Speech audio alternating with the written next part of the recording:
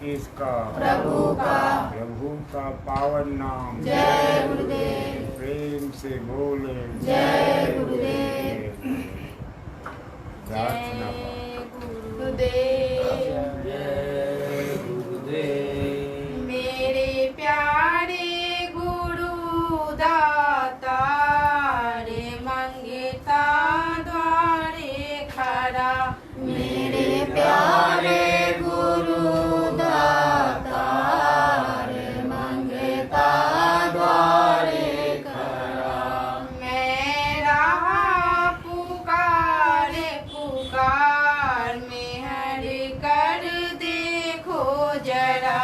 मैं रहा पुकारे पुकार में हर कर देखो जरा। मोहे दीजे भक्ति दान काल दुख बहुत दिया। मोहे दीजे भक्ति दान काल दुख बहुत दिया। मेरे तरफ उठी ये माही दरस को तरस रहा। मेरे तरफ उठी ये माही दरस को तरस रहा। बरसाओ घटा पार प्रेम रंग दीजे बहा। बरसाओ घटा पार प्रेम रंग दीजे बहा। सूरत दीजे अमीरस धार तन मन होवे हरा। सूरत दीजे अमीरस धार तन मन होवे हरा। मेरा जीवन सुफल होई जाए तुम गुण गाऊं सदा। मेरा जीवन सुफल होई जाए तुम गुण गाऊं सदा। मैं नीचे अधम नाकार तुम मेरे द्वारे पड़ा। मैं नीचे अधम नाकार तुम मेरे द्वारे पड़ा। मेरी विनती सुनो धर प्यारे घटे उम गाओ दया। मेरी विनती सुनो धर प्यारे घटे उम गाओ दया। जय गुरुदेव स्वामी पिता हमारे जल्दी पार किया।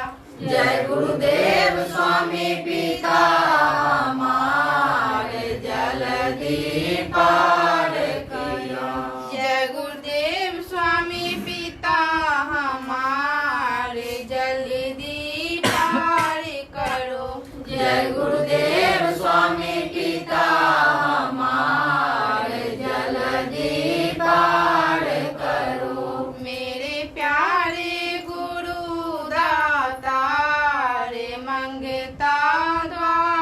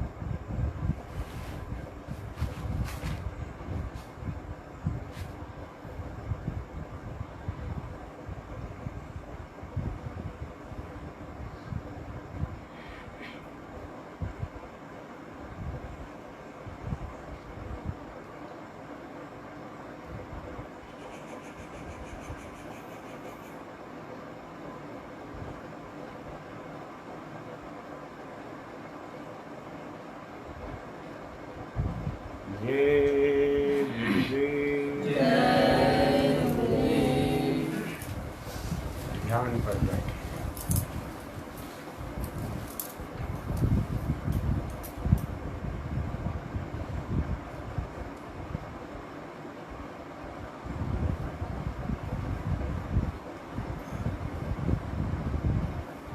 तो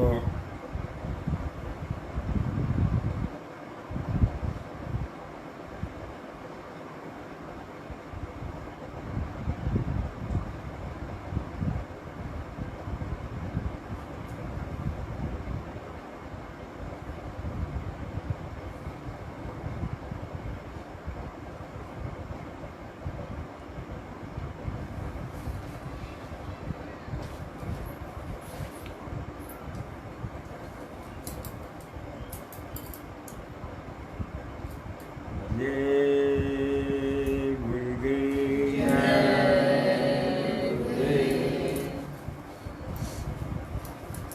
परम पुरुष गुरुदेव जी, जय गुरुदेव नाम। अलख अभम के पार में करता तुम्हें प्रणाम। जिसका वार न पार है कहन मनन से दूर। सो साई गुरुदेव ममो सब में हो भरपूर।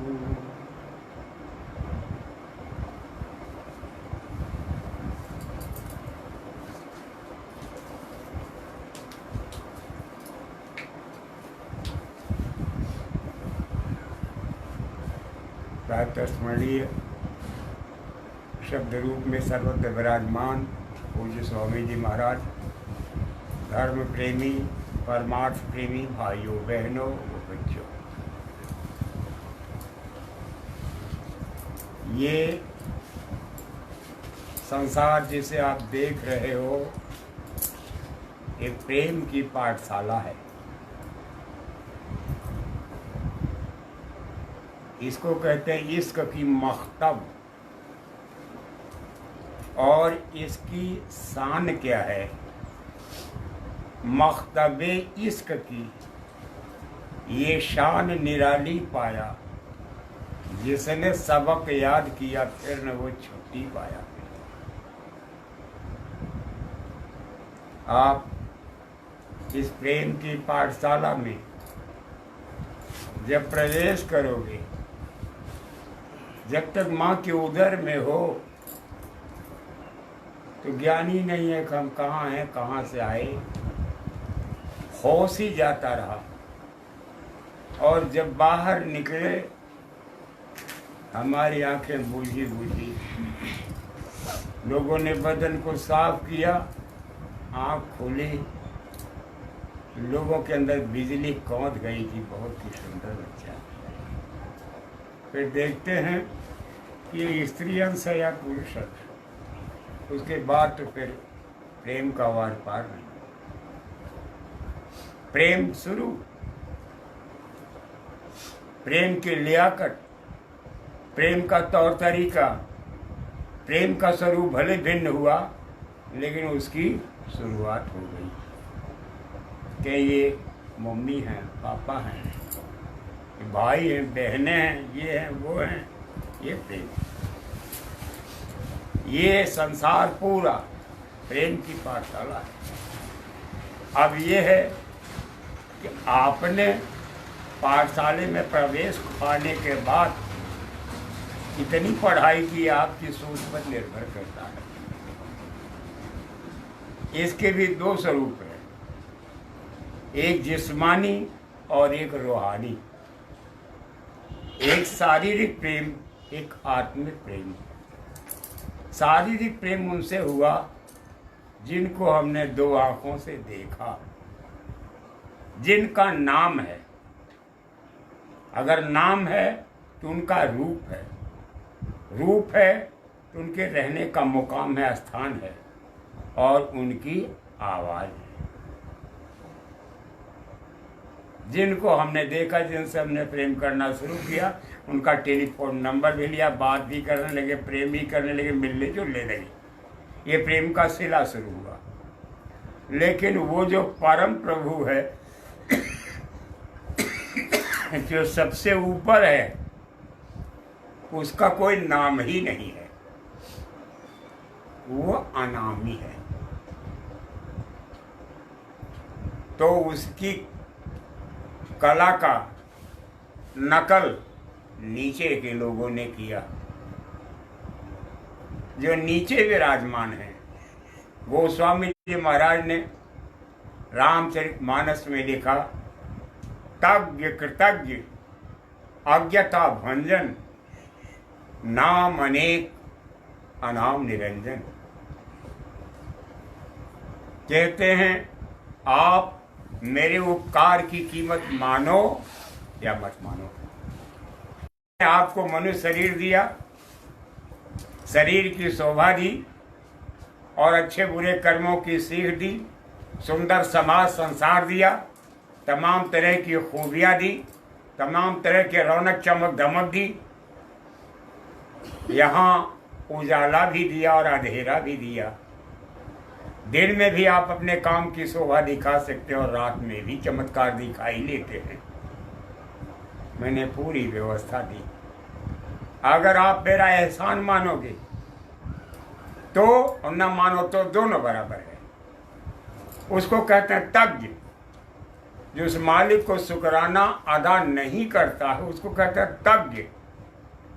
और जो कृतज्ञ हैं कि हे मेरे मालिक, मैं आपका आभारी हूँ, आपने जीवन जीने के लिए मुझे बहुत कुछ दिया, मैं आपका आभारी हूँ, वो कृतज्ञ हैं।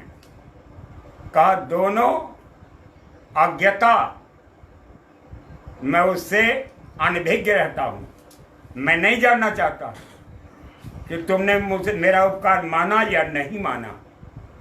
आप जानो, आपका काम जाने। जब जब आप जमीन पर आओगे, ये सारी व्यवस्थाएं, ये सारी विद्याएं, ये सारी शोभा कर्मों के मुताबिक आपको मैं देता रहूंगा।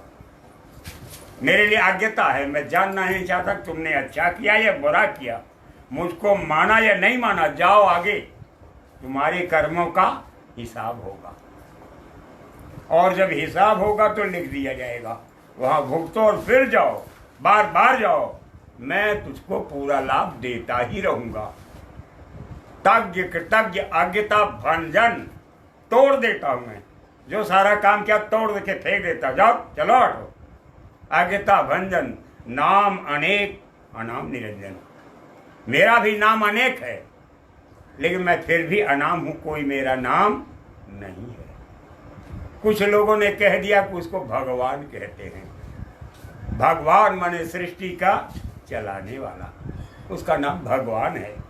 और उसके बारे में वो भी माया रहित है, माया उसका बाल बांका नहीं कर सकती। जैसे माया चारों तरफ फैली हुई है, लेकिन अब कहिए कि माया सूर्य के अस्तित्व को खत्म कर दे, चंद्रमा के अस्तित्व को खत्म कर दे, या तारों को धूमिल कर दे, मिटा दे, ये माया के बस की बात नहीं है। वो है निरंजन, वो माया रहित है, माया उसका बाल बांका नहीं कर सकती। उस ऊपर बैठे हुए जो महामहिम हैं, जो सबसे श्रेष्ठ हैं, जो आले दर्जे के हैं, उन्होंने कहा कि काल रचा हम समझ बूझ के, और बिना काल नहीं खौफ जीव के। ये एक नहीं, जिन एक को आप भगवान कह रहे हो, एक ही नहीं, ये चारों ही काल है। नीचे से देखोगे नंबर 1, नंबर 2, नंबर 3, नंबर 4, ये चारों ही काल हैं। और काल रचा हम समझ बूझ की, बिना काल नहीं खौफ जीव की। मैंने इन चारों की रचना बहुत समझ बूझ करके की है, ऐसे नहीं किया नादानी में। क्योंकि अभी गांव में दरोगा आ जाता है तो डर के मारे थर थर सब कांपने लगते हैं कि अभी पता नहीं कौन सी सजा दे दे, कैसी दफा लगा के भेज दे, क्या करें समझ में नहीं हो, तो बचते हैं। लेकिन डीएम आ जाते हैं तो लोग उनसे मिलने के लिए जाते हैं। प्रेमी भाई बहनों, महापुरुषों ने लिखा है, फकीरों के बच्चों ने लिखा है, इश्क करने का सबको सलीका नहीं, ज़र्फ भी चाहिए आदमी के लिए। सबको प्रेम करने का तरीका मालूम नहीं है। सब नहीं जानते कि मालिक से प्रेम कैसे करना चाहिए। ज़र्फ भी चाहिए आदमी के लिए। ज़र्फ माने दुखी जिंदगी। अगर करना चाहते हो तो उसके लिए दुखी जिंदगी अनिवार्य है। जब आपकी जिंदगी दुखी होगी, तकलीफ में डूबे रहेंगे, परेशान हाल होंगे, कहेंगे हे प्रभु आप दया करो, दया करो। नहीं कहोगे तुम कौन हो? मैं अपने भाग्य की बस्ती में सैर कर रहा हूँ। भाग्य से मेरे बच्चे और बच्चियाँ हैं और ये मेरी धर्मपत्नी है और गाड़ी घोड़ा है, महल है। तुम कौन हो? अब बताओ। कहते हैं तुम कौन हो? लेकिन जब तकलीफ होती है कि क्या बताएं, मालिक आपने दिया तो, लेकिन बच्चा तो अभी दिया ही नहीं। कहा घबराओ मत, उसका भी वक्त आ जाएगा। कहा बच्चा तो आया लेकिन एक सुंदर नाम दे दिए। कहा किसी से पूछ लो, मैं उसके मुंह से कहलवा दूंगा। मेरे पास बोलने वाला मुंह नहीं है। कह महाराज जी फिर हमको कौन समझाएगा? कहा तुमको समझाने के लिए मैंने पाठशाला खोल रखी।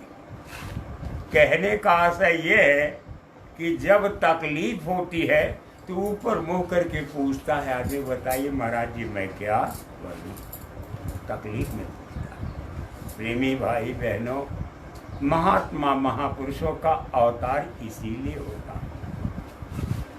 यदि आज गुरुजनों का अवतार न होता, सद्धर्म धारा धाम पे विस्तार न होता, अपने को त्याग तप में यदि ये न तपाते तो जीवों का किसी भांति भी निस्तार न होता। अगर महात्मा महापुरुष जमीन पर न आते और तपस्या न करते, ये भी घर गृहस्थी में डूबे रहते, बाल बच्चों में लगे रहते, तो ऊपर का भेद उन पर न गालिब होता, न उतरता।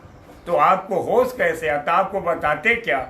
लेकिन जब उन्होंने उस मालिक को अपने अंतर में उतारा, उसकी आवाज को सुना, उसके ज्ञान और बोध को हासिल किया, तो फिर आपको बताने का अधिकार उनको दिया गया कि अब जगत के जीवों को समझाओ कि मैं कौन हूँ, मैं कहाँ रहता हूँ, मैं तुमसे कितना प्रेम करता हूँ, तुमसे मिलना चाहता हूँ। ऐ जग के जीवो, साफ कहते हैं कि दुख में देखा तुमको जब ही, दया लाग हम आए तब ही।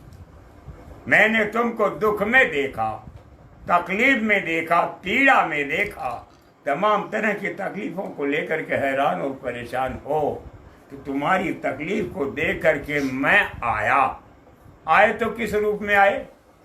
जैसे जब शादी के लिए बारात आती है तो सबसे पहले दूल्हा नहीं आता है, दूल्हा बाद में आता है। पहले बैंड बाजा आता है, दो पिपीही लेके बजा रहे हैं, इतने डम डम डम डम बजा रहे हैं, बैठ कुछ डांस हो रहे हैं, कुछ हो रहा है, पहले गाजा बाजा आता है।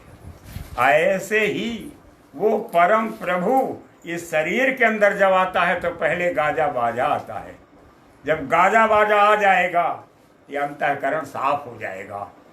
सूरत यहाँ बैठी है, ये अंतःकरण साफ हो जाएगा, तब वो दूल्हा आता है, शब्द आता है, शब्द स्वरूपी संग है, उसी को कहते हैं। और फिर उसके बाद दुल्हन दोनों की शादी होती, भौरे पड़ती है, और वो दूल्हा इस दुल्हन को अपने समान बना लेता है। भनभना करके चारों तरफ आवाज लगा करके अपने समान, फिर दोनों एक रूप हो जाते हैं और इस संसार में फिर इतना बड़ा काम करके दिखाते हैं कि जो कहें सुनन से न्यारा है। उन्हीं को जानशील कहते हैं, उन्हीं को सतगुरु कहते हैं, उन्हीं को जगत में सतगुरु के नाम से जाना जाता है। कहते हैं संत सतगुरु है। अब हम आप ये नहीं जानते कि उनकी जरूरत क्या है, जरूरत क्या है। कहते हैं उनको जानो पहले, ये ना पूछो कि उनके वो दुकान करते हैं कि अधिकारी कर्मचारी हैं कि मतलब वो खेती करते हैं कि और कोई काम करते हैं, ये सब छोड़ो, उनको जानो क्या। वो क्या हैं? तो महापुरुष लिखते हैं कि संत स्नेही नाम है। संत जो होते हैं, अंत लखा जो संत कहावे, जिसने अंत देखा वो संत कहलाते हैं। तो संत स्नेही नाम है, संत नाम के स्नेही है। अब आप ये जानते ही नहीं कि नाम क्या चीज है। नाम तो कहते हो कि हमारा नाम वो है कबूतरबाज है, हमारा नाम स्नेहलता है, हमारा नाम जैसलमेर है। नाम आप ये जानते हो, इसको नाम नहीं कहते हैं। नाम किसको कहते हैं? जिभ्या पर आवे नहीं, निरख परख कर ले। नाम उसको कहते हैं जो जिह्वा पर नहीं आता है। निरख लो परख लो, वो किसी भी तरह जीभ पर आने वाला नहीं है। तो नाम दो हो गए, एक वर्णनात्मक, एक ध्वनात्मक। जैसे राम, रहीम, केशव, करीम, ये वर्णनात्मक हैं। आप इनका वर्णन करते हो। जितने भी अच्छे बुरे नाम हैं, जितने भी संस्कारी और गैर संस्कारी नाम हैं, वो हैं वर्णनात्मक। राम, कृष्ण, ईसा, मूसा और मोहम्मद, ये जितने भी नाम हैं ये वर्णनात्मक हैं। और वो है ध्वनात्मक नाम। वहां से ध्वनि आती है, बैंड बाजा आता है का, उसको सब नहीं सुन पाते हैं। अगर आप ये चाहो कि मुंह उठा करके उसकी आवाज को सुन लो, उसके फरमान को सुन लो, उसके संदेश को सुन लो, तो ये आप सुन नहीं सकते। सुनेंगे वही जिनके भाग्य में लिखा हुआ है। इस रास्ते पर जाने का अधिकार जिनको दिया गया है, ऊपर से जिनके लिए हुक्म है, वही उस मालिक की ध्वनि को सुन सकते हैं और कोई दूसरा नहीं सुन सकता। जब वो सुनेंगे और उनके अंदर वो बाजा आने लगेगा तो उससे वो प्रेम करने लगेंगे। ये तो बड़ी मधुर आवाज है, बड़ी सुंदर आवाज है, बड़ा ज्ञान दे रही है। संत स्नेही नाम है और नाम स्नेही संत। नाम जो है संत से प्यार करता है। जब वो संत झूठों कहलाने लगे, ये संत हो गए, अब ये संत बन गए, तो नाम उनसे प्यार करने लगता है। फिर उनका पीछा वो कभी छोड़ता नहीं है। संत स्नेही नाम है, नाम स्नेही संत। नाम स्नेही संत, नाम को वही मिलावे, एक वही आपको नाम से मिला सकते हैं, नाम से जोड़ सकते हैं, नाम का घर बता सकते हैं, नाम का पता बता सकते हैं। जप तप तीरथ व्रत करे बहुतेरा कोई, और बिना वसीला संत नाम से भेंट न हुई। आप जप तप तीरथ व्रत लाख होम जाप का डालो, लेकिन जब तक ऐसे संत नहीं मिलेंगे तब तक नाम का भेद आपको मिलने वाला नहीं है। जब तब तीरथ व्रत करे बहुतेरा कोई, बिना वसीला नाम संत से भेंट, बिना वसीला संत नाम से भेंट न हुई। कोटिन करे उपाय भटक सगरों से आवे, और संत द्वारे जाए नाम का घर तक पावे।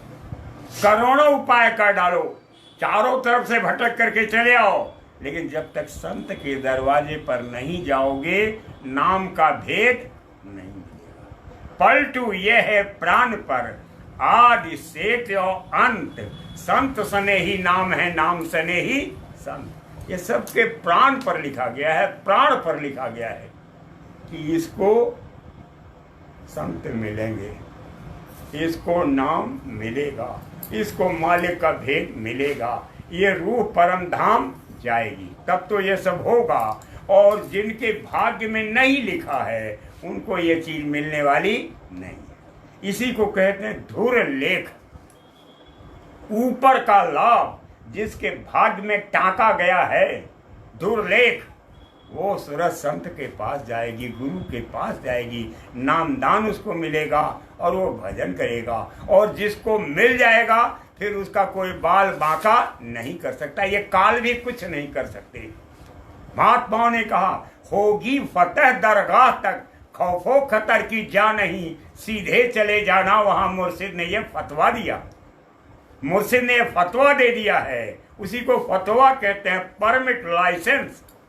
आप दरगाह तक जाओगे, आपका कोई बाल बांका नहीं कर सकता। मंसूर, सरमद, बू अली और शम्स मौलाना हुए पहुंचे सभी इस राह से जिसने कि दिल पोख्ता किया। रखना हिफाजत से इसे मैंने निशा ऊंचा दिया। गोस्वामी साहब हाथरस वाले महाराज जी ने कहा है कि ये मैंने बड़ा ऊंचा निशान दिया है, ये मुक्ति का भेद दिया है और परम तक पहुंचने का रास्ता दिया है। इसको हिफाजत के साथ रखना। अगर भूल जाओगे, करना बंद कर दोगे, सोचना बंद कर दोगे, ऊपर चलने की नियत त्याग दोगे, तो इसी संसार में फंस जाओगे और काल की जरिए मिलने वाली तकलीफों को ऐसे जुगान जुग तक आप भोगते रहोगे।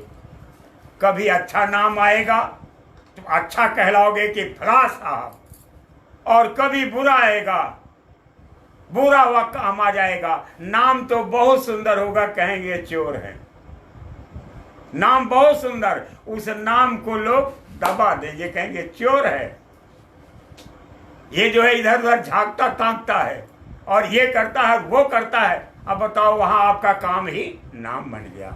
इसलिए प्रेमी भाई बहनों, आप सबसे विनती है, आपको संत सदगुरु मिल गए, महात्मा महापुरुष मिल गए, पक्का भेद मिल गया और निज घर में जाने का रास्ता मिल गया। अब आप सब रास्ते में चलने की योजना बनाएं और कैसे चलेंगे, किस तरह आगे बढ़ेंगे और कैसे मालिक का प्यार पाएंगे, इसका सलीका सीखिए, तौर तरीका जानिए। महात्मा के बंदों ने लिखा है कि तुम इसकी नाजुक हालत पर यह राज आया मत होने दो, हो सकता इसे मालूम न हो क्या चीज मोहब्बत होती है। जो कमसिन होते हैं, जो कमजोर दिल के होते हैं, जो बहुत अमीर होते हैं, वो तकलीफ उठाना नहीं चाहते, और जो बहुत धनी होते हैं वो निर्धन बन के जीना नहीं चाहते। जो नामवर होते हैं वो अपनी बेइज्जती नहीं चाहते।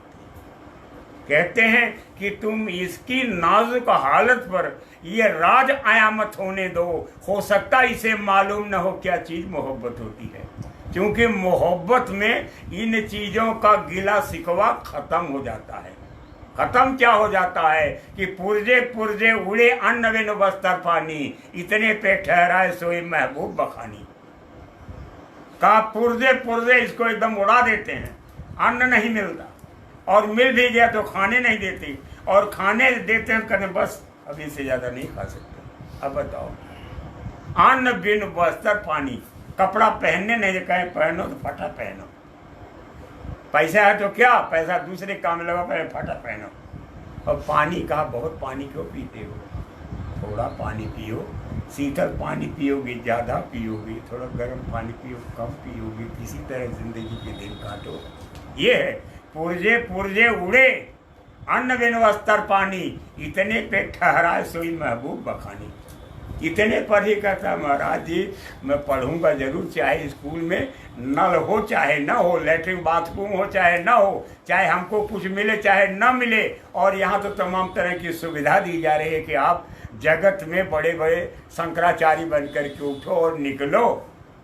और फिर भी क्या दशा है ये सोचो, पहले कोई अनुदान नहीं था, कोई भीख नहीं थी, कोई लालच नहीं था, और तभी तो डीएम बनते थे, एसपी बनते थे, बड़े बड़े अधिकारी कर्मचारी बनते थे। और आज सब कुछ लालीपाप देने के बावजूद भी शिक्षा न्यूनतम बिंदु को छू रही है। प्रेमी भाई बहनों, ये प्रेम की पाठशाला है। अंतरी विद्या, अंतरी ज्ञान और अंतर्बोध को हासिल करना ये बच्चों का खेल नहीं है। कहते हैं गोस्वामी जी महाराज ने लिखा कि सोई मम प्रिय मम सेवक सोई, मम अनुशासन माने जोई।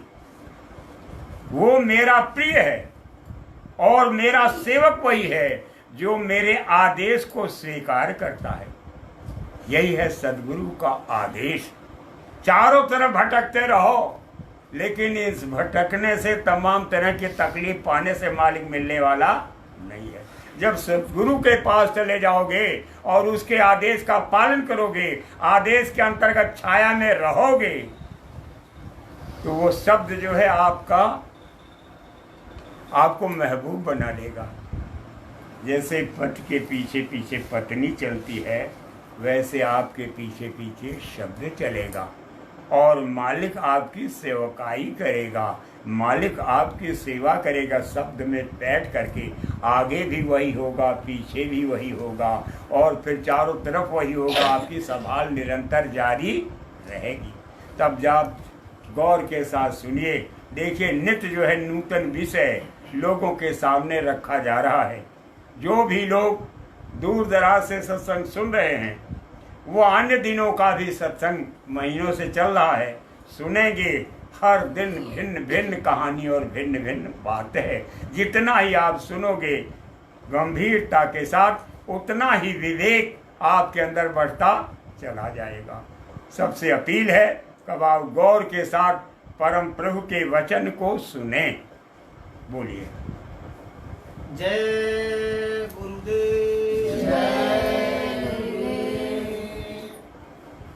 इससे व्यवहार में आवश्यकता अनुसार विषमता रखते हुए भी मन में समता रखो। महात्मा महापुरुष कहते हैं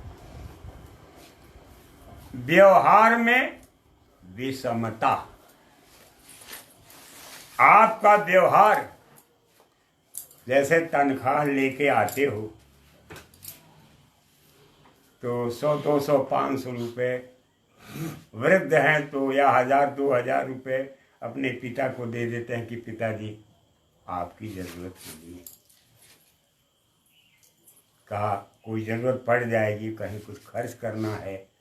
वैसे तो आपके पास सारा इंतजाम है, मालिक की दया से आप हर तरह से भरपूर हो, संपन्न हो, लेकिन ये रखो, अपने पास रखने की ज़रूरत है। आपके पास रहेगा, कहीं जाएगा नहीं, बुरे दिनों पर बच्चों के काम आएगा। ये आप रखो। माँ को दे दिया 1500, बहन और इनको उनको दे दिया, और अपनी औरत के पास जाते हैं तो पूरा पकड़ा देते हैं, पूरा बंडल। ये लो तुम अपने पास रखो। ये है विषमता, और वो संभाल करके रखती है। और सारी देवियां भी एक जैसी नहीं होती, ये भी ध्यान में रखिए। उड़ जाए वो बात अलग है, सारी देवियां भी एक समान नहीं होती हैं। तो कहते हैं महापुरुष कि बाहर से विषमता ठीक है, कोई बात नहीं, लेकिन अंदर से समभाव रखो। समभाव कैसे? कि इसमें भी प्रभु बैठा है, उसमें भी प्रभु है, उसमें भी प्रभु है। हमने किसी को कम दिया है या किसी को ज़्यादा दिया है, फिर भी हमारा धर्म है कि हम सबकी परवरिश करेंगे। जिसकी जो आवश्यकता होगी उसकी आवश्यकता के लिए हम तत्पर रहेंगे। इसी को कहा है कि मुखिया मुख सो चाहिए, खान पान में एक, पालिए पोसिए सकल अंग गोस्वामी सहित विवेक। कि हमेशा मुखिया को मुख की तरह होना चाहिए। मुख की सिफत क्या है? कि कुछ भी खाने को आ रहा है, कहीं ये लड्डू है, कहीं लाओ लड्डू खा लिए, मुंह में गया। कहीं बर्फी है, कहीं लाओ बर्फी, कहीं चावल दाल, कहीं लाओ, कहीं शरबत, कहीं लाओ, सब कुछ मुंह में जा रहा है। अब मुंह की लंबाई चौड़ाई देख लीजिए तो 2 इंच ऊंचा और 2-2.5 इंच, इससे ज्यादा नहीं है। और जो कुछ भी आ रहा है सुबह से लेके शाम तक लाओ लाओ लाओ खींचते चले जा रहे हैं, मना नहीं कर रहे हैं। कहें कि अरे वो फलाने के यहाँ से आए, कहें कोई बात नहीं, वो नहीं देख रहे कि अच्छा है कि बुरा है, खाना चाहिए ना, कहें लाओ। वो है अगुआ, वो मुखिया, और उसके बाद यहीं से खा करके डाल देते यहाँ पेट में। ये है कोषाध्यक्ष महाराज। यहीं जहाँ नाभि है, यही भगवान विष्णु बैठे हुए हैं। विष्णु कहा वो सबको बांटते हैं, वो पूरे की पैर को इतना चाहिए, हाथ को इतना चाहिए, सिर को इतना चाहिए, आँख को इतना चाहिए, नाक को इतनी ताकत चाहिए, जीभ को इतनी, त्वचा को इतनी ताकत है, बालों को इतनी, सब वो कोषाध्यक्ष हैं महाराज जी विष्णु, वो बांट देते हैं। और ब्रह्मा जो है कहते हैं देखिए भाई हमारा काम तो दूसरा है, हमको तो सबसे ऊंचे किस्म का तत्व चाहिए, क्योंकि हमारा काम है बच्चा पैदा करना। कहा अच्छा भाई ठीक है, आपके लिए इंतजाम अलग से कर दिया जाएगा, सुपीरियर आइटम आपको चाहिए, आपको खास गिजा का पदार्थ दिया जाएगा, बाकी मस्तक उस्तक को जरा दे लेने दीजिए, 33 करोड़ देवता इस पर बैठे हुए हैं, ये इसका काम है। तो और जरा भी अगर दांत में रह गया क्या सीख लाओ, तो ये हरामखोरी कर रहा है, सीख लिए और खोद खाद के नीचे डाल दिए, ना बाहर फेंक दिए, मुंह को बिल्कुल साफ रखते हैं। कहना आपके पास कुछ है, कहें कुछ नहीं है भैया, सब कुछ है, ऐसे दिन कट रहा है। अरे कहें कुछ खाएंगे, कहें ले बस खा ले, मुँह तो खाली ही बातें, कहें ठीक है खा ले, बस ये काम ऐसे क्रम चलता चला आ रहा है। मुखिया को मुख की तरह होना चाहिए। महापुरुष कहते हैं कि बाहर से विषमता दिखाई दे, लेकिन अंदर से समबुद्धि होनी चाहिए। जैसे दो टांगे हैं, तो दोनों टांगों के आधार पर आप चल रहे हैं।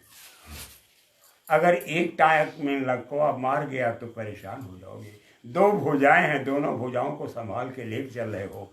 दो आंखें हैं, संभाल के लेके चल रहे हो। दो कान हैं, दो नाक हैं, और शरीर है ये। और फिर उसके बाद रिश्तेदार नातेदार हैं, कुल कुटुंबी हैं, समाज है, संसार है। इसको शरीर को साथ के लेके चलने वाला मुखिया कहलाता है। और कहते हैं भाई देखिए हमारे परिवार में ये फला है, ये ज़्यादा पढ़े लिखे हैं, कि ये मर्म करने का काम देखेंगे और ये खेती का काम करेंगे, थोड़ा सा बुद्धि से कमजोर है। कहते हैं ये किसी काम के काबिल नहीं है, बच्चा खाली पैदा करेंगे, ये चारपाई बिछा करके लेटे रहेंगे और कोई काम नहीं करेंगे। कहने ये देखिए हमारी अभी नई बहू आई है, इससे भाई ज़्यादा मेहनत मत लीजिए, थोड़ा बहुत काम करा लीजिए, बाकी अभी इसका हाथ पैर अलमारी में बंद रखिए, नहीं तो सब कहेंगे ये तो बहुत मेहनती है। ऐसे ही बाहर से विषमता, लेकिन अंदर में संभाव कि किसी को कोई कष्ट नहीं होना चाहिए। बहू कह रही कि तकलीफ है तो जाओ उसके लिए दवा लाओ, यही है। स्वामी महाराज कितने प्यार के साथ समझा रहे हैं कि ऐ जगत के जीवो, बाहर से जरूरत है, अगर सबसे एक बरस प्रेम करोगे तो ये संसार आपको बख्शेगा नहीं। धर्म पत्नी को पूरी तनख्वाह दे सकते हो, लेकिन अगर माँ को लाके दे दोगे तो झगड़ा बढ़ जाएगा। उसका कारण है किसी और को दोगे, टकराव पैदा हो जाएगा, अंतर्द्वंद पैदा हो जाएगा, और वो संभाल करके रखती है, उसको कहते हैं लक्ष्मी, वो सब संभाल के रखती है। कहें भाई ठीक है, हम उनसे बहुत चालाक रहते हैं, वो पैसा ला के देते हैं, लेकिन मैं लिख लेती हूँ, किसी दिन हंटर उठा लेंगे तो हमारी सामत आ जाएगी हमारी हालत बिगाड़ देंगे, हम उससे बहुत डरते रहते हैं। अब माँ को दे देंगे, अरे ज़रूरत है हम दे दिए का, वो तो उलट के जवाब दे देगी। अब वो फूकना ऐसा फूले चलेंगे, थोड़ी देर फूले रहे, उसके बाद लौट करके चले आए। और वो डरती है कि नाराज़ हो जाएगी तो निकाल देंगे, हमारी मलकई चली जाएगी। वो लिख लेती है, जो बुद्धिमान देवियाँ होती हैं लिख लेती है कि फला तारीख को आपने इतना दिया, और उसके बाद फला तारीख को मुझसे इतना प्राप्त किया, और फिर यहाँ खर्च कराया, यहाँ खर्च, पूरा हिसाब दे देती है। और जो देवियाँ ऐसा नहीं करती हैं, कहते हैं लोग कि वो मोटी बुद्धि है, लेकिन संभाल करके रखती, एक पैसा इधर उधर जाने नहीं देती। कहने का से प्रेमी भाई बहनों, बुद्धि विवेक बल समय विचारी, सीता केरी करो रखवारी। चार चीजों को देखो, बुद्धि, योग्यता भी देखो। अगर योग्यता का निरीक्षण और परीक्षण नहीं करोगे तो आपकी गृहस्थी तकलीफ दे होगी। बुद्धि विवेक, कौन कितना बुद्धिमान है, कौन कितना जागरूक है। उधर जो है मुकदमा लड़ने के लिए जाना है, हाई क्लास का सामान खरीदना है, और भोंदू राजा को भेज दोगे तो चार लोग पैसा उनसे ले लेंगे, कहेंगे जाओ, तुम जैसे सामान खरीदने वाली बहुत आते हैं, और सामान लुटा के चले आए। तो योग्यता देखा जाता है, बुद्धि विवेक बल। सामान खरीदने के लिए जा रहे हैं और ऊपर सामान लेके आ रहे हैं, शऊर है नहीं, कोई छीन भी लेगा। समय कैसा चल रहा है, ये नहीं कि मंडी में जा रहे हैं भैया, कहें रात के 12 बज रहे हैं, कहें कितना पैसा लिए, कहें 5000 लिए हैं, कहें लाओ हम दे साथ ही हम ले चल रही। तो समय भी देखो जरा, हर काम का एक समय होता है। वो स्वामी जी महाराज लिखे बुद्धि विवेक बल समय विचारी, सीता केरी करो रखवारी। सीता की रखवारी करो, ये है रेखा खींची गई है। इसके अंदर सीता को रख दो और मनमानी सीता करेंगी तो ये सूरत भी चली जाएगी और परिवार भी छिन जाएगा। कितने इशारे में प्रेम से समझा रहे हैं कि बाहर से भी समता हो लेकिन अंदर में सबके प्रति संभाव हो, सबको प्यार मिलना चाहिए, सबको स्नेह मिलना चाहिए और सब पर दया कृपा की धार और फुहार पड़नी चाहिए। ये कहने का से बोलिए। आत्म रूप से सबको एक ही समान मानो। महात्मा कहते हैं आत्म रूप से सब में एक ही प्रभु की आत्मा है और वो निज घर से आई है। ये नहीं कि आप जो है उठा लाए पकड़ लाए, उनके यहाँ से निज घर से आई है। तो सब रूहें निज घर से आई हैं और उस मालिक के हैं। अगर कोई रूह कोई आत्मा नाराज हो जाएगी, तकलीफ पाएगी, पीड़ा पाएगी, तो उसका स्वामी नाराज हो जाएगा, फिर ऐसा चाटा मारेगा कि दोबारा वो देने वाला नहीं है। इसलिए कोई गलती का काम नहीं करना चाहिए। सब में आत्मा है। आप धन तो जुटा सकते हो, मान जुटा सकते हो, महल बढ़ा सकते हो, गाड़ी घोड़ा बढ़ा सकते हो, लेकिन रूह कहाँ से लाओगे? रूह कोई कहीं से खींच के नहीं ला सकता। रूह आती है तो उस परम प्रभु की मौज से। इसलिए अंदर से ये भाव रखो कि सब में मालिक की प्यारी आत्मा है। अगर बकरी भी दरवाजे पर बंधी हुई है उसमें भी आत्मा है, हाथी है उसमें भी आत्मा है, कोई मटेरियल है गाड़ी घोड़ा है उसमें भी मालिक की आत्मा है। सबकी हिफाजत करना किसका काम है? मुखिया का। मुखिया माने अगुआ का। एक दिन सब अगुआ बनेंगे। जो लड़की आज यहाँ है वो अपने घर में जाएगी तो मुखिया बनेगी। जो बच्चा आज छोटा है जब आप नहीं होंगे तो वो मुखिया बनेगा। और 2 भाई है 3 भाई हैं तो एक दिन जब बंटवारा होगा तो अपनी अपनी जगह पर वो मुखिया बनेंगे। और जब मुखिया बनेंगे कहेंगे मालिक की मौज। वो मुखिया हैं, कहें कर तो रहे हैं सब और अपनी मर्जी से, कहें का हाल चाल, कहें मालिक की मौज है। और कुछ ऐसे होते हैं कहें क्या बताए यार, वो हम नशे में थे, समझ में नहीं आया, पैसा ज़्यादा खर्च हो गया, वो भी मुखिया है। और कुछ ऐसे होते हैं कहें कि हम खा लिए थे ज़्यादा, हमारी बुद्धि नहीं काम कर, इतनी गर्मी चढ़ गई कि पता नहीं कौन पैसा लूट ले गया। वो मालिक की मौज नहीं कहेंगे, मालिक की मौज में कोई बात नहीं कहेगा। और ऐसे में लोगों का रसूख, लोगों की जिम्मेदारियां, लोगों का काम और लोगों की शोभा और लोगों का संयम बढ़ता चला जाता है। इसलिए ऐ भाई बहनों, घर में कोई भी है तो सबको सजाओ और संभालो। सब दरवाजे की शोभा नहीं बन सकते। दरवाजे पर कोई बैठा हुआ है, हर तरह के लोग आते हैं। सबसे संयम पूर्ण भाषा में बात करना ये सबके बस की बात नहीं होती। दरोगा से कैसे मिलना चाहिए, एसपी से कैसे मिलना चाहिए, बच्चे बच्चियों से, भिखारी आ गया उससे कैसे बात करें, ये भी शोभा सबके अंदर नहीं होती है। जो विवेकशील होते हैं, जो विचारवान होते हैं, जो संयम के साथ जीना सीख जाते हैं, वो सबका आवभगत करते हैं और प्यार के साथ विदा करते हैं। वो संबंध को बनाए रखते हैं। नहीं कहीं दरवाजे पर ऐसे को मत बैठा देना, कहाँ से आए हो भाई, कहें बाबू आपसे मिलने के, चला हमारे पास समय नहीं, मैं नहीं मिलूंगा तुमसे। अब बताओ, आपने दिन भर की जिम्मेदारी दे दी, दिन भर में 10 दुश्मनों तैयार करके बैठ गए। तो हर काम की शोभा है। प्रेमी भाई बहनों, सब में प्रभु बैठा हुआ है। बोलिए। किसी को अपने से छोटा समझकर उससे घृणा न करो। महापुरुष कहते हैं देखो आज आपको मिला है, आप बड़े भाग्यशाली हो कि आपका परिवार उम्दा है, आपके बुजुर्गान उम्दा सोच के रहे, और बड़े विचारवान रहे, भारी खेती रही, भारी मिल्कियत रही, घर मकान महल मिल गया और बीवी बच्चे और बच्चियां मिल गई। कैसे मिला? भाग्य से। कैसे भाग्य बना? अपने को त्याग तप में तपाया है उन्होंने। जब तपाया, तपस्या की, तो भगवान तो नहीं मिला, लेकिन दुनिया की दौलत उनको दे दी गई। भगवान जिसको नहीं मिलता है तो ये नहीं कि तपस्या कर रहा तो कुछ नहीं पाएगा, दुनिया की दौलत से वो महरूम नहीं रहेगा। तो मालदार बन गए और फिर उनके बच्चे मालदार होंगे। तो आपका भी धर्म होता है कि आप भी नेक कर्म करो, पुण्य कर्म करो। पुण्य पुंज भी मिले न संता। अगर पुण्य कर्म नहीं करोगे तो संत नहीं मिलेगी। तो जब पुण्य कर्म करने का अहद कर लेते हैं, प्रतिज्ञा कर लेते हैं, तो उनका खानदान आगे के लिए चल निकलता है। तो सब में प्रभु को आप देखो, और प्रभु किसी से छोटा नहीं है।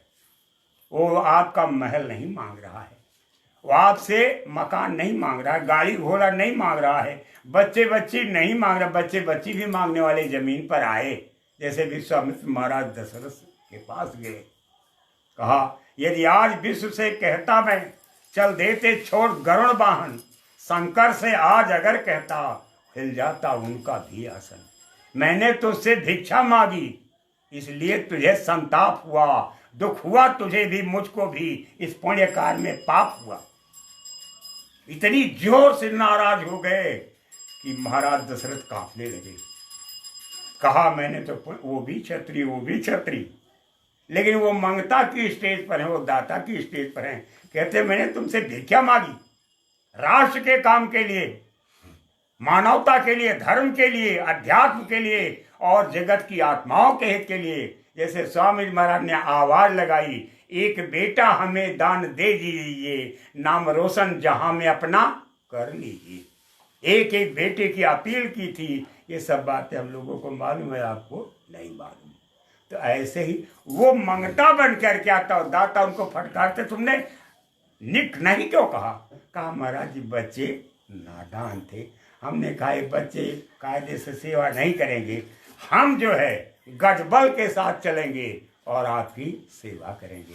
तो वशिष्ठ जी ज्ञानी थे, संत थे, उन्होंने समझाया कि आप विश्वामित्र को नहीं जानते हैं। विश्वामित्र बड़े विचारवान ज्ञानी हैं, महात्मा महापुरुष हैं।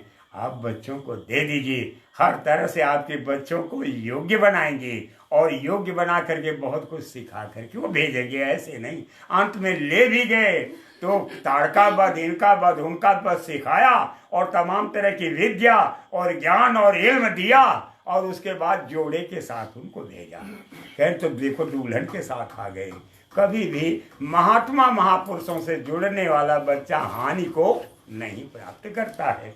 कहने का आशय ये है कि दरवाजे पर कौन आ रहा है, देखिए आप कि ये अच्छी प्रकृति का है, बुरी प्रकृति का है। कहीं स्मगलर तो नहीं आया कि हमारे बच्चों को स्मगलर तो नहीं बना देगा, चोर तो नहीं बना देगा, भ्रष्ट और नीच तो नहीं बना देगा, कुकर्मी तो नहीं बना देगा, या हमारी संपत्ति को ले जाकर के शराब तो नहीं पिएगा, गलत जगह पर तो खर्च नहीं करेगा। ये सोचते रहिए तो उतने दीजिए जितना जरूरी हो, और अगर ज़्यादा दे दोगे तो भारी दिन तक सोचते रहोगे। वो चीज छोड़ती रहेगी, वो दृश्य कि मैंने इतना दे दिया, इतना दे दिया, लेकिन सब में बैठा हुआ है प्रभु। घट घट बैठा राम रमैया, कटुक वचन मत बोल रही, आप उसे कड़वा शब्द न बोलें। ये मुखिया का धर्म होता है। हर व्यक्ति एक दिन मुखिया बनेगा, इसलिए इतनी पवित्र सोच सबके अंदर होनी चाहिए। और जो जीनियस होता है परिवार का, जो सीनियर होता है, जो विवेकशील होता है, वो अपने बच्चों को ये सब सिखा देता है कि देखो दरवाजे पर रहो तो कोई नाराज होकर न जाए, नहीं तो बद्दुआ देगा। बद्दुआ जब देगा तो अच्छा काम भी बिगड़ जाएगा। ये है। हाँ। और सबसे अपने बड़प्पन का अहंकार ही न आने दो। महापुरुष कहते हैं कि अपने अंदर बड़प्पन का अहंकार न आए। ये बड़ी जाति के हैं, इनका बड़ा रुतबा है, ये बहुत पढ़े लिखे हैं, ये बहुत बड़े अफसर हैं, और ये बहुत ऊंची तालीम रखते हैं और बहुत सुंदर बोलते हैं, बहुत सुंदर डांस करते हैं, बहुत सुंदर कलाकार हैं, बहुत बड़े वैज्ञानिक हैं। अरे ये बड़प्पन कितने दिनों का है, चंद रोजा है।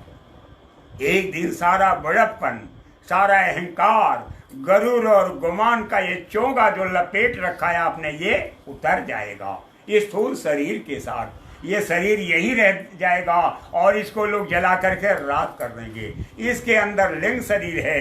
अगर आप जाओगे तो भूत प्रेत लोग, देवी देवलोक तक, उसके अंदर और शरीरें हैं। जैसे जैसे जाओगे ऊपर, ये चोंगा, ये लबाद और पोशाक उतारते ऊपर हल्के बनकर के चले जाओगे। कहते हैं कि अपने अंदर बड़प्पन का गरूर ना आए।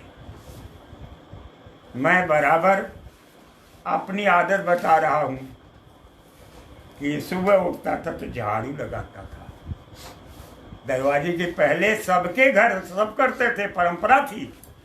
लेकिन मैं ये नहीं जान पाया क्योंकि मैं मजबूर हूं, देख ही नहीं पा रहा हूं कि इतने लंबे चौड़े दरवाजे पर लोग झाड़ू लगाते हैं कि नहीं लगाते, ये भी मैं नहीं जान सका, न मैंने किसी से पूछा। अगर आप सुबह उठोगे 5 बजे, 4 बजे और झाड़ू लगाओगे तो लोग आपको छोटा नहीं कहेंगे, आपका सम्मान बढ़ता जाएगा। और कायदे से ट्रीट करोगे, कायदे से व्यवहार करोगे तो एक दिन लोग कहेंगे कि हमारे ये गांव के सबसे बुजुर्ग हैं, आले दर्जे के इंसान हैं। ज़रा भी इनके अंदर अहंकार नहीं है। कोई दरवाजे पर भैया आओ बैठो, पानी पी के जाओ, कोई तकलीफ तो नहीं, हम आपकी लायक। लोग एक बरामदा बना के रखते थे, कहते हो बाबू साहब वहाँ बैठते हैं और पंडित जी वहाँ बैठते हैं, आप जा कर के बात कीजिए। अभी तख्त पर आए नहीं हैं और तख्त पर तकियों के वो हाथ के बैठ जाते हैं। वो सम्मान था। अब वो सब सम्मान सबका अपनी औरत के पास चला गया। कहनो कहाँ रहते हैं पंडित जी? कहन देखा बेगम कहाँ है, बेगम के पास होंगे। कितना बदलाव आ गया। कहने का से ऐ भाई बहनों, स्वामी जी महाराज ने कहा बुजुर्ग कैसे रहते रहे, जरा उस सोच को सोचो और उसको सोचते हुए काम करो। जब काम करोगे तो आपकी शोभा बढ़ जाएगी। हाँ, अपने अंदर अहंकार मत लाओ। हाँ, बड़ा और उच्च वही है जो अपने को सबसे छोटा मानता है। बड़ा और उच्च यानी उच्च कोटि का, उच्च कोटि का यह मस्तक जो सबसे क्रीम ब्रेन होता है, जो परिवार का दरीना होता है, बुजुर्ग होता है, मस्तक जिसका छोटा ही हो लेकिन मस्तक अगर ऊंचा है तो वो विराट पुरुष कहलाता है। जैसे सम्राट अशोक, बिंबिसार, अजातशत्रु तमाम लोग रहे हैं, महाराज हर्षवर्धन, ये सब ऐसे नहीं बढ़े हैं। इनके गुरु थे, महात्मा महापुरुष थे। उनको जैसी शिक्षा देते थे, जैसी तालीम देते थे, उनको जैसा सिखाते थे उसी के मुताबिक काम करते थे। तो उनकी योग्यता का मापदंड नहीं रहा। बहुत योग्य समझे जाते थे। जैसे चाणक्य बिल्कुल काले से थे। ओ राजा साहब ने गलती इतने की कहा ये काला कलूटा कौन बैठा हुआ है।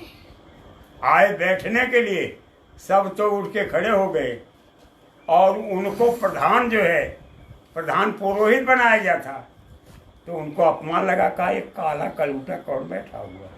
अब इतना सुनते ही तो जैसे नाक फुफकारे, कहा तू मदांध हो गया है और जब तक तुझे सम नहीं कर दूंगा तब तक चुरकी नहीं बांधूंगा। थे तो छोटे ही, और छोटे से बच्चे को तैयार करके पूरे हिंदुस्तान का बादशाह बना दिया। जिसको कहते हैं बुद्धिमान। जो जितना बुद्धिमान होता है, जो जितना सुयोग्य होता है, वैसे बना के वो आज तक उसका इतिहास बना हुआ है। और हमारे स्वामी महाराज ने भी चाणक्य की तारीफ की। इसको कहते हैं ब्रेन, इसको कहते हैं बौद्धिक क्षमता। और उसकी कैपेसिटी, उसकी योग्यता इतनी ऊंची होती है, उनका कहीं कोई महल नहीं है। पूरे बिहार में आप देख लो, उनका कहीं महल नहीं बना है। एक नदी के किनारे रहते थे, नदी से पानी लाते थे, अपने हाथ से बनाते थे, खाते थे और चिराग की उजाले में काम करते थे और सारे हिंदुस्तान की व्यवस्था को वो देखते थे। जो आदेश करते थे कि आज महाराजा अगर धर्मपत्नी के पास जाते हैं तो ये उनकी पत्नी इस तरह की साड़ी पहनेगी, अगर उसमें जरा भी अंतर आ गया तो खैरियत। इस तरह चलाया है लोगों ने हिंदुस्तान को। अरे भाई बहनों, हम सब ने महात्मा महापुरुषों की अहमियत को खत्म कर दिया, उनकी आवश्यकता को समाप्त कर दिया, उनसे लेना पाना सीखना हमने खत्म कर दिया, जिसकी वजह से दूरियां बढ़ी और दूरियां बढ़ने के बाद हमारा स्तर गिरता चला गया। ये नहीं कहते रहे कि हमको लिवा चलो अपने घर के अंदर बैठाओ और महल में बैठाओ, वो बाहर बैठते थे, मंद की तरह आते थे और लोग जाकर के उनका चरण स्पर्श करते थे, बात करते थे, उनका मान सम्मान था। लेकिन वो दूरियां बढ़ते बढ़ते हमने गिरावट आ गई, हमारा सामाजिक स्तर गिरता अनुदिन चलता चला जा रहा है। तो बड़े गौर के साथ सुनिए, फिर से वही शब्द कह दीजिए। बड़ा और उच्च वही है जो अपने को सबसे छोटा मानता है। बड़ा और उच्च वो है जो अपने को छोटा मान करके चलता है। बड़ा काम करो, रहो छोटे की तरह। कहें भैया घर के मालिक के है, कहें ना मिले घबरा बैठे, अबे तो हम झाड़ू लगाओ थे, हम मजदूर है। अब हम झाड़ू लगाए, बिस्तरा लगाए थे तो मालिक आए कि बैठी हैं, कहा अच्छा ठीक है भैया, अरे कुछ खाए पिए है? कहें खाए पिए ना है, देखा बाल बच्चे जगी हैं, ये 10 बजे तक भैया जागत हैं। 10 बजे कहें दिन 10 बजे ले, बड़ी रात ले टीवी उवी देखे हैं, जब जगिए तो हम पूछें तब तक हम खटक। तो बेचारे साफ सफाई करते हैं, उसके बाद बिस्तरा लगाए, फिर आके खुदे बैठ गए। कहना आप तो कह रहे थे मैं मजदूर हूँ। अरे कहें भाई आदमी तो मैं वही हूँ ना, तब मजदूर का काम कर रहा था तो मजदूर था, अब मैं मालिक बढ़ गया, अब बच्चे जग गए, वो बच्चे कुछ खाने पीने के लिए लाएंगे। कहने का है कि अपने को छोटा समझ, तो बहू को कष्ट नहीं होगा, बहू के बच्चों को कष्ट नहीं होगा और परिवार के सदस्यों को कष्ट नहीं होगा। और जब तक आप जियोगे जीवन के आखिरी श्वास तक कि बाबा कुछ दिन और रह जाते तो परिवार संभल जाता। और जिस समय जाते हैं उनके जाते ही घर में महा घोर रुदन होता है स्वार्थों का कि चले गए। अब झाड़ू कौन लगाएगा, आने जाने वालों को कौन देखेगा? डर के मारे इनके बड़े बेटे जो हैं वो घर के बाहर निकलते नहीं कि चोर न कहीं आ जाए, वो अपनी बीवी के पास लेटते हैं। अब बाहर कौन संभालेगा? महारुदन होता है। प्रेमी भाई बहनों, ये स्वार्थों का संसार है। जेहिते कछु निस्वार्थ होई तेहि पर ममता कर सब कोई। जिससे स्वार्थ की पूर्ति होती है लोग उससे प्रेम करते हैं। अगर कोई स्वार्थ न हो, क्या ये तो पड़े ही रहते, कुछ करते धरते नहीं, खाली खाना ही खाते रहे, बाकी और किसी काम के नहीं, चले गए, चलो अच्छा हुआ, बोझ था एक, बोझ तो कम से कम सिर से उतर गया। ये स्वार्थों का डेरा है।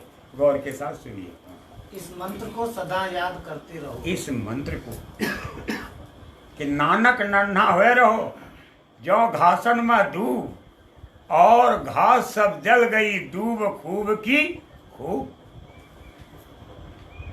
जितनी भी घासें हैं लंबी और उससे बड़ी और उससे बड़ी, सब घासें जल जाती है, लेकिन दूब वो जलने का नाम नहीं लेती और कई पुष्प तक रहती है। अगर आ गई अखाड़े में और आपके खेत में आ गई तो वो जल्दी जाती नहीं। नानक जी कहते हैं कि छोटा बन करके रहोगे तो तुमको चाहने वाले लोग ज़्यादा रहेंगे और सम्मान मिलता रहेगा और बच्चे भी आदर देते रहेंगे। और बड़ा बन करके रहोगे तो कहते हैं बुढ़वा मरी न गवा, मर जाता तो झंझट चली जाती। इसके सामने जाने की इच्छा भी नहीं करती। बहुत काम करता है लेकिन बहुत जोर से डांटता है। काम तो बहुत अच्छा करता है लेकिन डांटता बहुत जोर से, डर तुम्हारी जाने की इच्छा नहीं कहती। ये है दुनिया, इसको कहते हैं दुनिया। प्रेमी भाई बहनों, छोटा बन करके रहो, ये बहुत बड़ा मंत्र है। छोटा बन करके रहोगे तो हर घर में ले जाएंगे, दिखाएंगे, यहाँ मेरी बहू रहती है, यहाँ मेरी नतोहू रहती है। अब क्या बताएं, अभी इनको कम मिला था सामान, तो इनके घर में कम है महाराज, बताइएगा नहीं किसी को, सब हम आपको दिखा दे रहे हैं। ये यहाँ लड़की बहू रहती है, यहाँ हमारी बहू रहती है। हमारी बहू थोड़ा मोटी बुद्धि के इसलिए डल्ला का लड्डा दिया है, सब दिखा देते। और जब बड़ा बढ़कर अरे भैया पता नहीं कैसे हैं, हमारे घर में आग लगा दी, आ जाए, इनका देख ले, उनका देख, उनका उनसे कह दे, उनका उनसे कह दे, घर में आग लग जाएगी, रहती बाहर किसी तरह अपना दिन काट। ये है दुनिया। ऐसे ये दुनिया का धंधा, ये जगत का रीति रिवाज, ये रस्म, ये कार्यवाहियाँ, ये सब चलती चली आ रही हैं और चलती चलेंगी। कहीं हिंदी में, कहीं उर्दू में, कहीं अंग्रेजी में, कहीं अरबी में, कहीं फारसी में, सबकी भाषा बदलती रहती है, लेकिन ज्ञान गति बोध सबका एक सा होता है। हाँ बोलिए। परमात्मा सदा तुम्हारे साथ है। परमात्मा, परम प्रभु, दिव्य आत्मा, वो भी हमारी तरह है। मौला आदमी बन गया, वो परम प्रभु आदमी की तरह है और आदमी की तरह बन करके जमीन पर काम करता है और किसी दूसरी शक्ल में नहीं आता है। जैसे हम आप हैं, 2 हाथ, 2 पैर, 2 आँख, 1 3 5 13, ऐसे वो परम प्रभु है। जब आप अंदर जाओगे और देखोगे तब कहोगे हाँ हमारी ही तरह तो आप भी हैं महाराज जी, कोई अंतर नहीं है। लेकिन जब कहेंगे कि जरा अंतर देखना चाहते, कहा हाँ महाराज जी दिखा दीजिए, बहुत अच्छी बात, बहुत दिन से हमको आपको देखते चले आ रहे, लेकिन लग रहे हो जैसे गांगू बह रही हो। कहें तो दिखा दूं, कहें हाँ। और जब देखोगे अंतर, इतना जमीन से आसमान तक उनकी काया फैली हुई और सोने का बढ़िया, हीरे का, नीलम का, पन्ना पुखराज का मुकुट चमकता हुआ, और उनकी आभा जब देखोगे, और 4 भुजा, ये है उनका वैराट रूप। जब वैराट रूप, ओ महाराज जी आप तो गंगू टेंगी की तरह दिखाई दे रहे, आप इतने लंबे चौड़े। कहा अगर मैं हरदम ऐसे रहूं तो मेरी सेवा, मुझको खिलाने के लिए इतनी ऊंचाई पर जाना पड़ेगा। 10 मील तो दौड़ करके जाएंगे, तब हमको काफ़ी पिलाएंगे। और अगर छोटा बच्चा तो धीरे से आकर एक नन्ही से कुछ चढ़ दे देते हैं, काम चल जाता है। और अगर मैं इतना बड़ा विशाल पेट कर लूँ तो इनकी सारी गृहस्थी गड़ाम कर जाऊँगा। नहीं तो कहते हैं जरा दूध जाना चावल खाइए, इतने में बाबा पेट भर जाए। भगवान को भी उतने लोग चढ़ाते हैं। अगर छोटा बन के मिलता हूँ तो मेरी परवरिश होती है, लंबा बन जाता हूँ तो मेरे पास कोई आता ही नहीं है। तो वो मालिक भी छोटा बन करके रहता है, जैसे हम आप रहते हैं। अगर इसमें कोई अंतर पड़ जाए प्रेमी भाई बहनों, जिस सरल ढंग से समझाया जा रहा है, ये मत समझिएगा कि मजाकबाजी है, यही कठोर सत्य है। जब इस सत्य का आप सामना करोगे तो चूल से हिल जाओगे। चूल माने जहाँ खड़े हो, जिस जमीन पर आपका स्टैंड है, यहाँ से लेकर के इस चुटकी तक कांप जाओगे। हो मालिक, क्या शान है आपकी। बड़े गौर के साथ सुनिए। जिस स्वामी जी महाराज को मतलब कहते हैं कि इतना फुट इतना इंच, वही स्वामी जी महाराज कितनी बड़ी शक्ल में और कितनी बड़ी काया में, कितनी ऊंचाई पर, कितने धवल और कितने भव्य दर्शन के साथ मिलेंगे, ये कहन सुनन से न्यारा है। जब आप देखोगे तो परखच्चे दिल दिमाग के उड़ जाएंगे। आप कहते हो बाबा जी मनुष्य हैं, बाबा जी मनुष्य नहीं हैं। गौर के साथ सुनिए, जिन प्रभु ने ये सब लिखा है वो ऐसे नहीं लिखा है, देखा कब लिखा है। हमारे दादा गुरु जी महाराज 10 बिस्सा खेती मात्र और 3 बच्चे, और फिर उसी में बच्चियां, और फिर परिवार और शादी और ब्याह, रिश्तेदार नातेदार आते जाते रहे, छोटा सा मकान, और उसी में शिष्य भी आते रहे।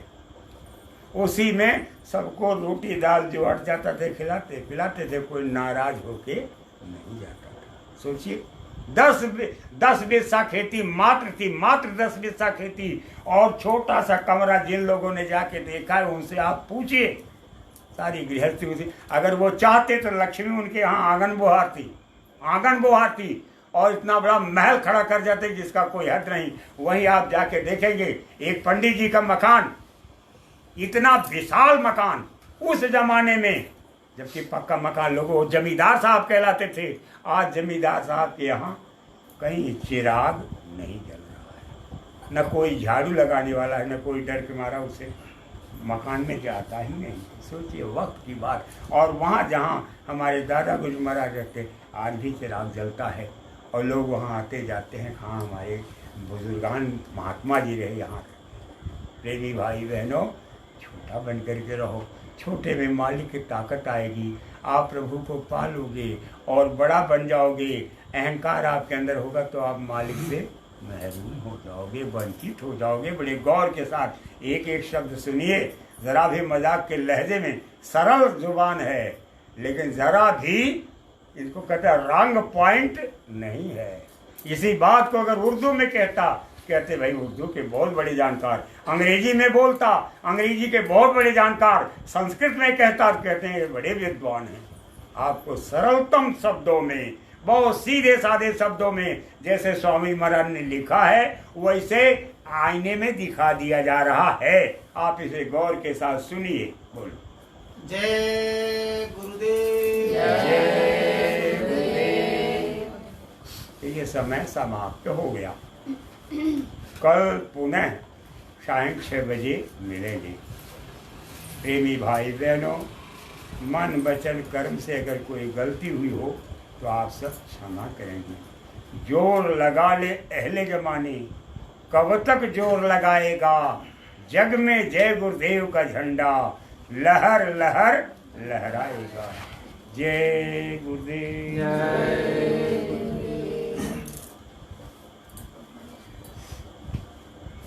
जय